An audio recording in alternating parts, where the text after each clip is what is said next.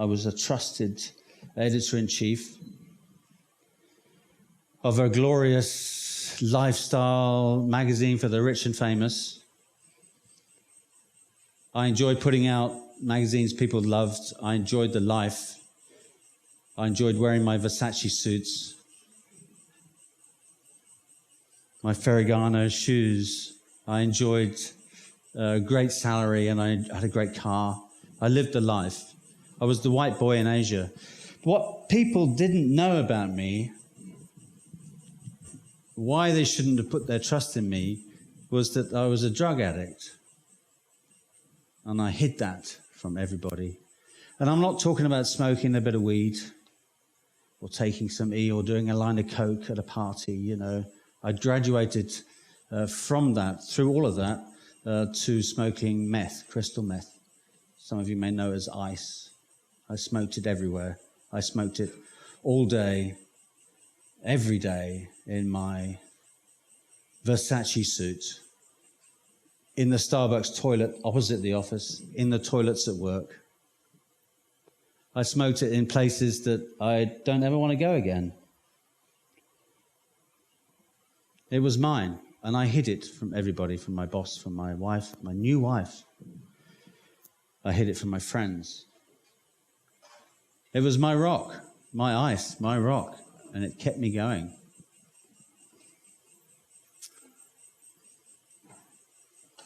Some of you may know drug addiction, you know. One of the biggest things about it is the hiding, and I hid it. I hid it from everyone. When my wife left me in charge of our baby, my gorgeous daughter, excuse me, who's here tonight, this is off script. I remember leaving her on the bed crying while I smoked off the tinfoil. My friend, my drug of choice.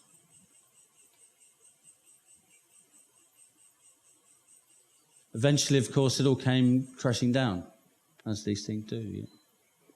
I went to see the dealer one day at lunchtime, a man I called the Arab, God bless him.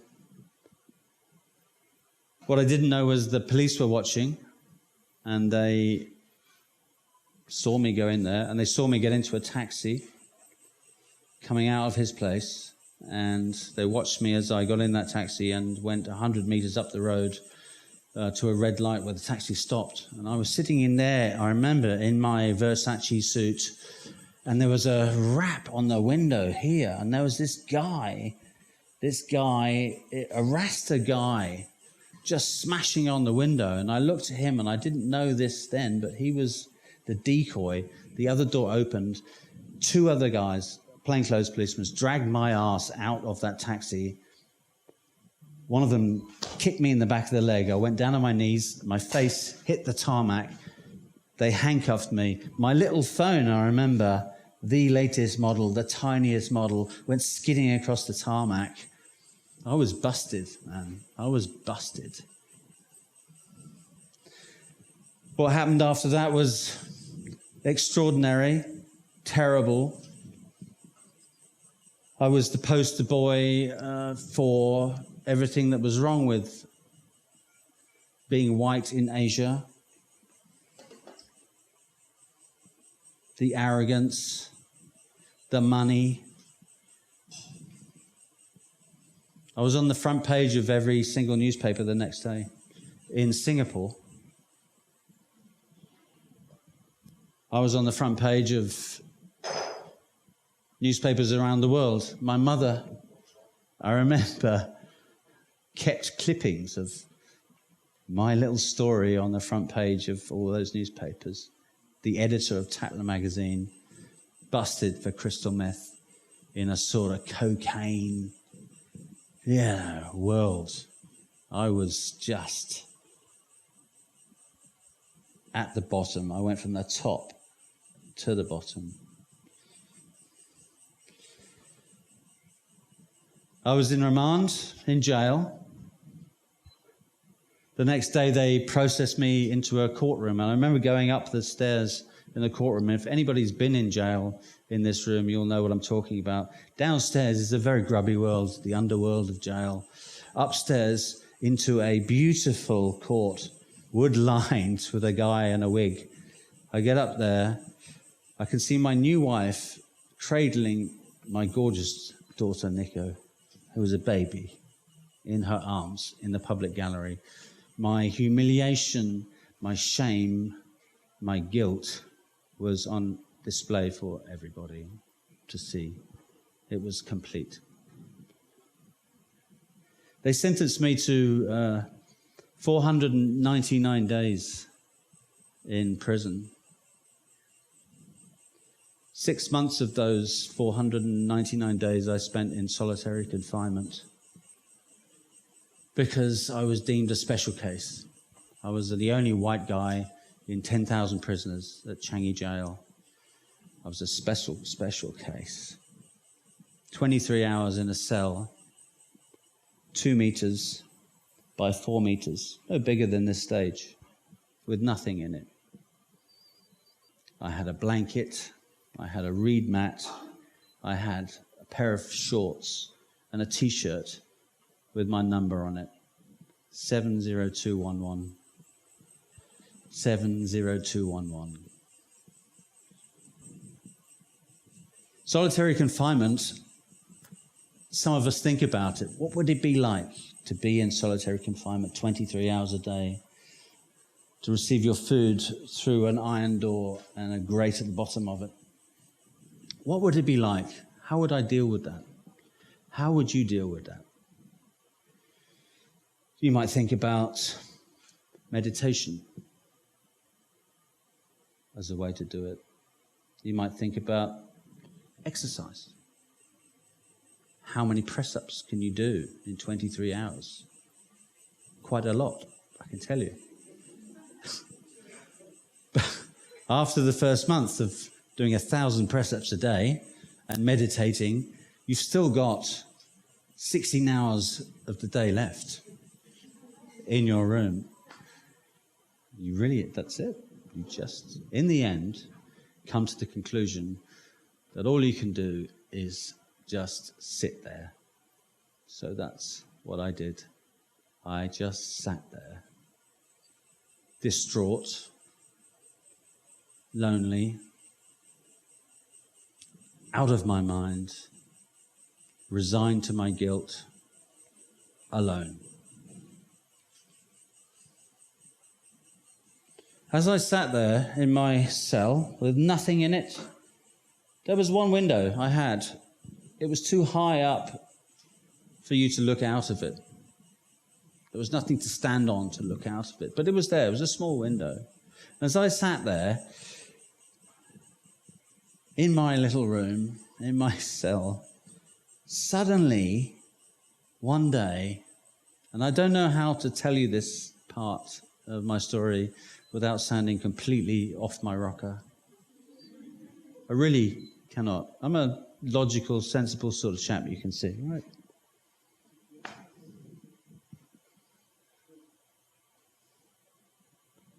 Something started to happen for me, and what happened was I realized that I wasn't alone in that room. I wasn't alone in that room. And I'm not talking about a feeling that I'd had within myself and manifested and created out of some sort of insanity. It became very obvious to me as an experience, something I experienced, that there was something else in that room. And it was coming through that little fucking window. It didn't say anything, but it was there, and it was not me. It was not me. What I felt was a presence that was benevolent and loving. This is not something I'm making up. I felt it. It was not me.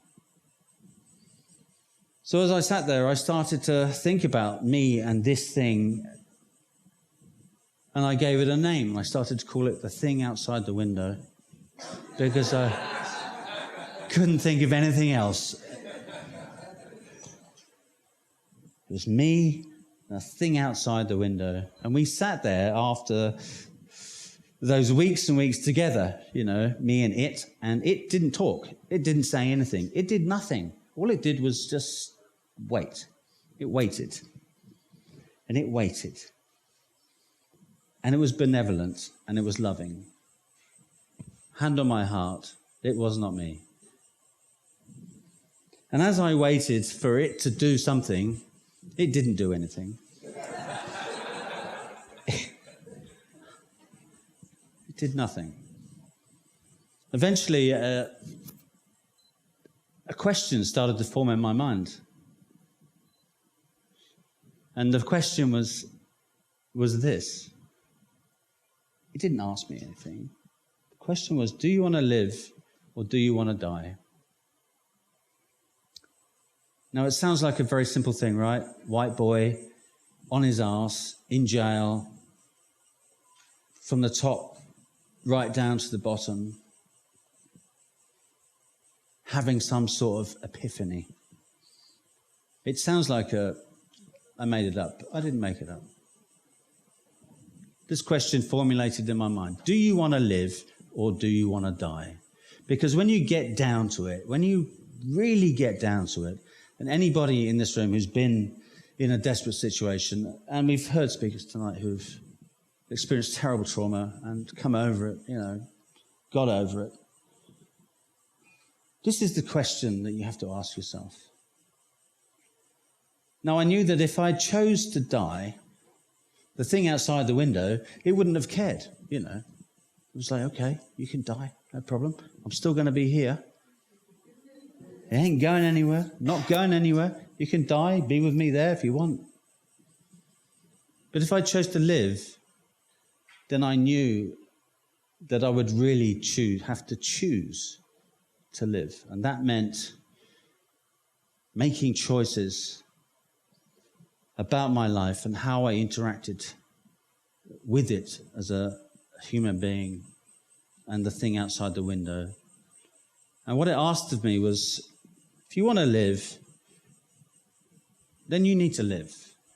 You need to choose every part of the way you live as a positive thing. You need to get up. You need to say yes. Sometimes you need to say no.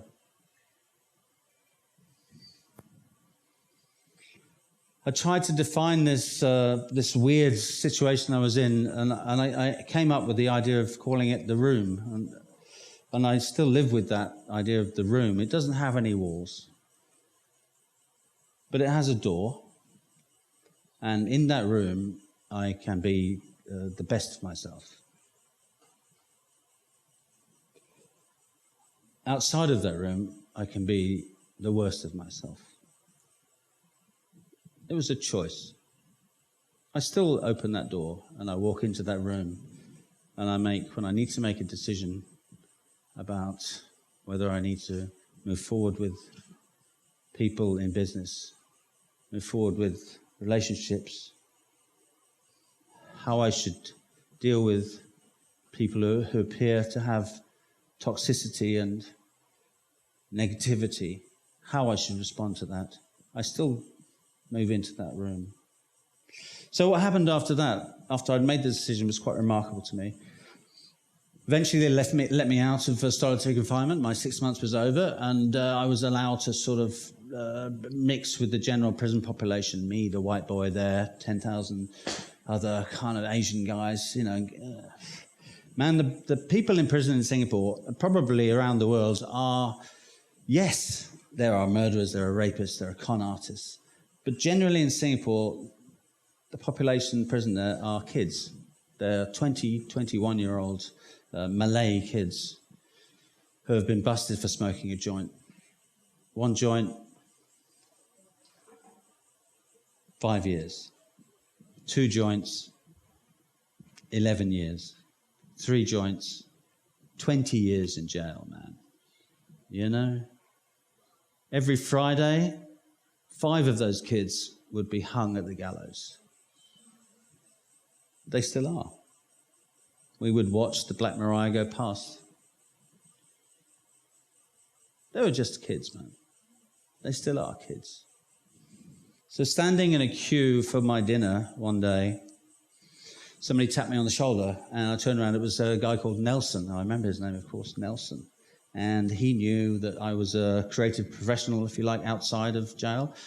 He said there were 2 guys, 2 social workers, who were starting a new media unit in the jail. So there were work options. You know, you could go and make cuddly toys, or you could go and sort ball bearings. But he was making a new media unit. New media. Okay, I'm in. Of course I'm in. I walked then into a bigger room with 40 of these kids, 20, 21, 2 red bands on their shirt, 20 years in jail, man, for smoking dope. And the 2 social workers, God bless their hearts, said, "What are we going to do?" They had no idea what they were doing in that room. But I had an idea. I knew what I was going to do in that room because I'd made a choice. So when they said, "What are we going to do?" I stood up. There was no question of me sitting down anymore. There's no question of me after that experience sitting down anymore. I don't sit down, man. When there's a choice, when I can help, there's things that I can do, I stand up. I stood up and I said, "Can you get a video camera?" They said, "Yep." "Can you get some editing software?" "Yep." We made a video in that room. We interviewed the 2 guys. Out of the 40 people in that room, the 40 kids, one after another, I put in that video silently to make this 15-minute reel, which a minister saw later and gave money to this new media unit. I trained those 40 kids how to make video, how to edit video. And when I'd finished training those 40 kids, I trained another 40 kids. And after that, another 40 kids. And I did that 10 times until I had trained 400 of these kids with no, honestly, hope to have a life after they'd left jail. I'm still in touch with some of those guys. They run video businesses.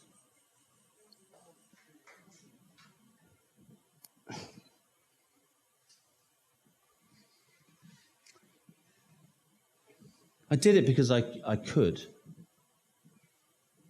Because I'd made a choice. Because I'd defined a room in which I could be my best self. It's my room, but it's also your room. It's my daughter's room. The thing outside the window is in that room. And if it believes in you, then why on earth would you ever doubt yourself? If it believes in you, believe in yourself.